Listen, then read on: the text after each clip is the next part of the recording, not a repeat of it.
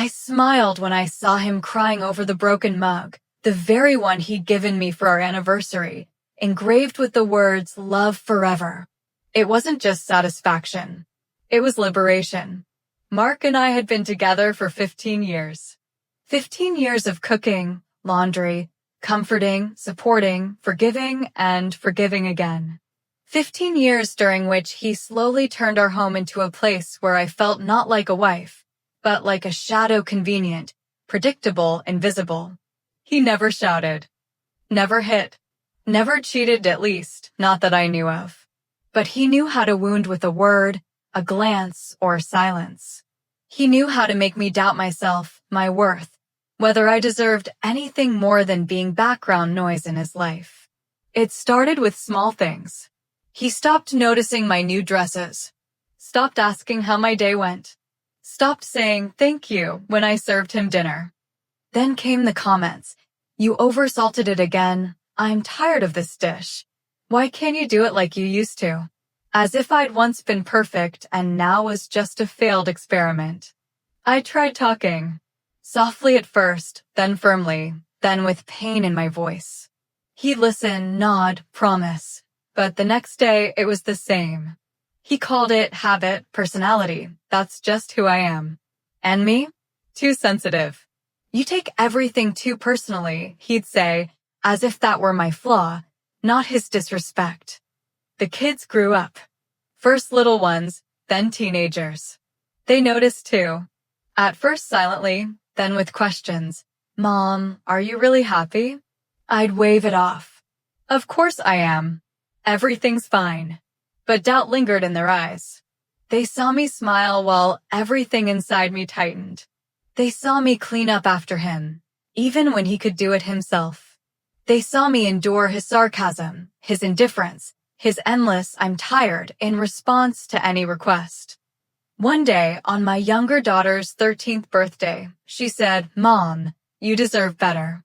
There was no judgment in her voice, only pain for me. That evening, I sat alone in the kitchen, staring out the window.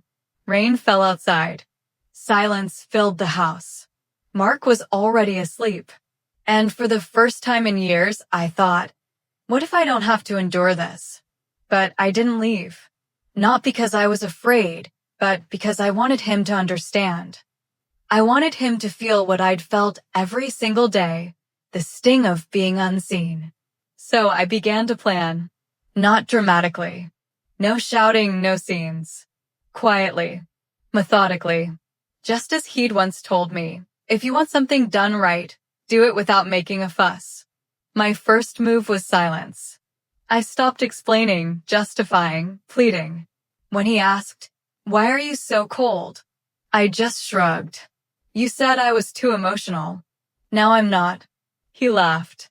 Thought it was a joke. But a week later, he grew uneasy. 2 weeks, angry. 3 weeks, he was chasing me around the house, desperate for words. And I stayed silent. Then I started removing his things. Not all at once. One by one. His favorite mug accidentally shattered. His old socks, forgot to wash them, and they vanished. His garage keys, put them somewhere else, and he spent half a day searching. Small things, yes, but each one unraveled him. He thrived on order, on predictability. Now chaos reigned, crafted not with force, but with plausible deniability. And he couldn't accuse me because I'd done nothing. He began to wonder if I was losing my mind. Asked the kids, "Is Mom acting strange?" They answered vaguely. They knew. They stayed silent. They were on my side. One day, he came home with a bouquet of roses. "I'm sorry," he said. "I guess I've been selfish." I smiled. Took the flowers. Put them in a vase.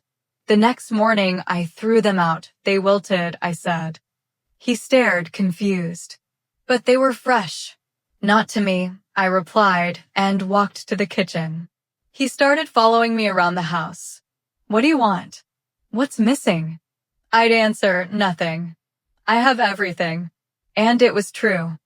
I had a home, children, stability.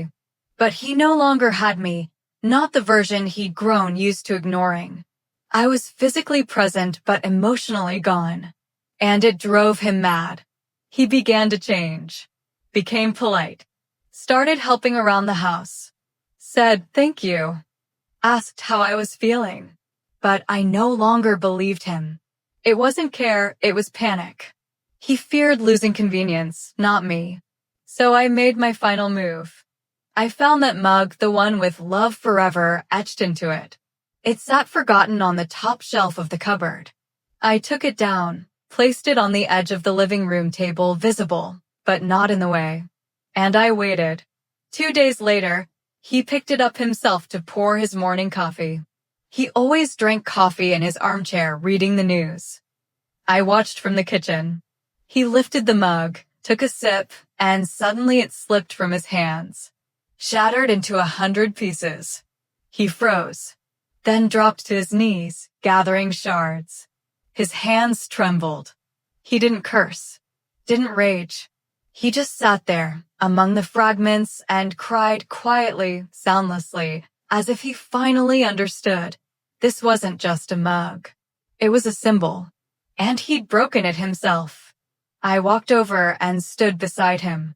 He looked up, eyes full of pain, fear, regret. "I'm sorry," he whispered. I didn't answer. I just smiled. Because for the first time in 15 years, I felt free. Later that day, I told the kids, "We're moving." They weren't surprised. They'd been waiting. They knew I wasn't the same woman I'd been. Mark tried to hold me back. Said he'd change. That everything would be different. But I no longer trusted words. Only actions. And his actions said one thing.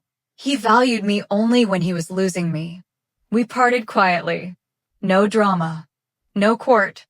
He kept the house. I took the kids to a new apartment. Sometimes he calls.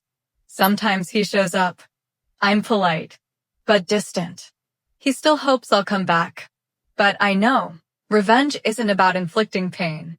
It's about walking away and leaving someone alone with the emptiness they created themselves. Now, when I wake up in the morning, I don't think about what to cook for him. I think about where to go with my daughters. We laugh. We argue. We live. And he's left with the shards. Sometimes I catch myself missing him. But not him, just the habit. And habits can be replaced. Pain cannot. Revenge didn't make me cruel. It made me whole. Because at last I chose myself. And you know what? It was worth every second.